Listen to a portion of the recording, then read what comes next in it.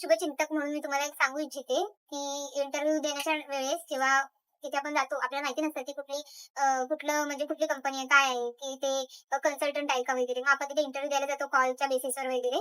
मग त्यानंतर तिथे पोहोचल्यावर माहिती पडतं की तिथे पे वगैरे काय पैसे भरायचे आहेत आपल्याला. ते लोकं काही अमाउंट सांगतात आपल्याला भरायला. तर ती मी तुम्हाला असं म्हणजे मी माझ्या मते तरी ती अमाउंट तुम्ही भरू नये. कारण आता सध्या सगळे असे फेकच जॉब आले. जेवढी आपल्याला कामाची गरज आहे, तेवढीच कंपन्यांना पण आपली गरज असते, की आपण तिथे जावं. त्यासाठी त्यांनी पैसे भरून तुम्ही या, हे चुकीची आहे गोष्ट. तर आज मी एके ठिकाणी गेलेली इंटरव्ह्यूसाठी. तर तिथे मला मला आधी कॉलवरती मी विचारलं. ॲक्चुअली मी असं खूप ठिकाणी बघितलंय, की पैसे भरायला लागतात. त्यामुळे मी पहिल्यांदाच विचारते कॉलवर, की भरायचे का? पण ते नाही सांगत. ते आधी आपल्याला सांगणारच नाही. तिथे गेल्यावरती तिथे जे वातावरण होतं, ॲटमॉस्फिअर वगैरे बघून मला तिथे कळलं, की इथे पैसे भरायचेच असणार. पण तरी सुद्धा मी विचार केला, की आपण आता इथपर्यंत आलोय, आपला दिवस वाया घालून, वेळ वाया घालून, तर आपण इंटरव्ह्यू देऊन बघूया. तर मी तिथे बसलेली असताना तिथे अजून 4-5 कॅन्डिडेट्स आले. आम्हाला बोलायला पण देत नव्हते एकमेकांशी, की तिथे बोलायचंच नाही, की तुम्ही इंटरव्ह्यूला आलात, तर तुम्ही इथे असं बोलण्यासाठी वगैरे आलात का असं वगैरे सगळं. मग मी आता खूप म्हणजे मी कित्येक इंटरव्ह्यू दिलेत, पण तिथे असं कुठेच नाही झालेलं, की बोलू नका हे ते सगळं असं. तर त्यानंतर मी आतमध्ये गेली. माझा नंबर आला. मी आतमध्ये गेली. मी आतमध्ये गेल्यानंतर तिथे ती जी मॅम माझा इंटरव्ह्यू घेत होती, तिने मला प्रश्न विचारला, "तुला म्हणजे तू सगळ्यांशी का बोलत होतीस? तुला काही प्रॉब्लेम आहे का?" तर मी म्हटलं, की "नाही, मला अशी सवय आहे. मला फ्रेंडशिप वगैरे करायला आवडतं. मला बोलायला आवडतं." तर मी बोलले असं. ॲक्चुअली मी बोललेच नव्हते कोणाशी. ते लोकच मला विचारत होते, की "ते काही पे करायचंय का?" वगैरे असं. तर मग मी ते झालं. त्याच्यानंतर तिने मला सगळे डिटेल्स सांगितले कंपनीचे ते सगळं आणि माझे डिटेल विचारले थोडेफार, की मी काय जॉब करते वगैरे सगळं ते विचारलं. त्यानंतर तिने मला सांगितलं, की तुमचं अकाउंट ओपन करायचं आहे, तर तुम्ही ₹3,600 इथे भरावे लागणार तुम्हाला. तर त्यानंतर तुम्ही बोलाल तेव्हा आम्ही तुमची जॉइनिंग डेट ठरवू. म्हणजे तू मला जर सांगशील, की मला 3 महिने 4 महिन्यांनी जॉबला मी जॉइनिंग करू शकते, तर ती तेव्हा ठरणार. पण तुला आता 3,600 भरायला लागणार अकाउंट ओपन करायला. मग तुझी सीट बुक होणार जॉबसाठी. असं तिने मला सांगितलं तिथे. तर मी म्हटलं, की मला ते समजून गेलं, की इथे पैसे भरायचे आहेत, ते काही अकाउंट वगैरे ओपन नाही करणार. पण मी आपल्या तिथे डायरेक्ट नाही कसं म्हणायचं वगैरे म्हणून मी तिथे म्हटलं, की मला माझ्या मम्मीला विचारावं लागेल, मी विचारते. तर त्या मॅमने तिथून मला उठून कॉल करण्यासाठी बाहेर सुद्धा जाऊ दिलं नाही. ती मला बोलली, की इथेच बसा आणि कॉल करा. ऑनलाईन चालू आहे तुमचा इंटरव्ह्यू. ऑनलाईन सगळं रेकॉर्डिंग होते असं. मग मी म्हटलं ठीक आहे. मी तिथे बसून मम्मीला फोन केला. मग मम्मीशी माझं बोलणं झालं आणि मला माहिती होतं पैसे नाही भरायचे. मम्मी मला तेच बोलली, की "जॉबचा पत्ता नाही, तुला सॅलरी अकाउंट ओपन करून करणार काय?"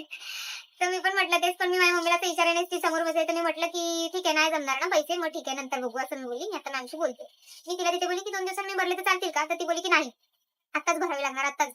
तुझ्या मामाकडून, मावशांकडून कोण असते रिलेटिव्ह, फ्रेंड्स वगैरे त्यांच्याकडून अरेंज कर." तर मी बोलली, "मला असं शिकवलं नाही माझ्या घरच्यांनी कोणाकडून मागायचे पैसे, मी नाही मागणार.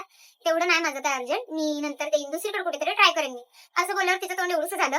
तिने मला सगळे माझे पेपर वगैरे दिले, आधार कार्ड वगैरे ती देत म्हणजे आधार कार्ड, पॅन कार्डची झेरॉक्स तिने घेतलेले सिग्नेचर करून. ते पण मी तिच्याकडून मागून घेतले, की मला नाही ठेवायचे, मला द्या माझं रिटर्न सगळं डॉक्युमेंट. मी ते घेतली आणि मी उठून यायच्या आधी तिने माझा मोबाईल पण मागितला. "तुम्हाला मेसेज आलेला ॲड्रेसचा, तर तो मला दाखवा. कुठला ॲड्रेसचा तुम्हाला कोणी मेसेज केलाय तो." मग मी म्हटलं हिला काय नंबर वगैरे हवाय, तर मी दाखवल्यावर तिने ते मेसेज चेक केले माझी हिस्ट्री, की माझं आणि त्या एचआरशी म्हणजे जिने मला कॉल केला तिच्याशी काय बोलणं झालं. ते सगळं एकंदरीत झालं तिथे आणि मला एवढंच म्हणजे कळतं, की जे लोकं असं गावावरून वगैरे नवीन लोकं येतात, ज्यांना माहिती नसतं, की इथे पैसे भरायला सांगितल्यावर ते लोकं भरतात पैसे किंवा ज्यांना नसतं एक्सपिरियन्स जॉब वगैरे पहिल्यांदाच असे फ्रेशर असते, तर ते लोकं असं पैसे मागितले, की तुम्ही एवढे भरा, मग आम्ही तुम्हाला चांगला जॉब देतो, तुमची सीट बुक करतो, हे ते तिने सांगितलं. 3 महिन्या आधीच तुम्ही सीट बुक करू शकता जॉबसाठी वगैरे. ही कंपनी असं कंपनीचं नाव नाही मी सांगत.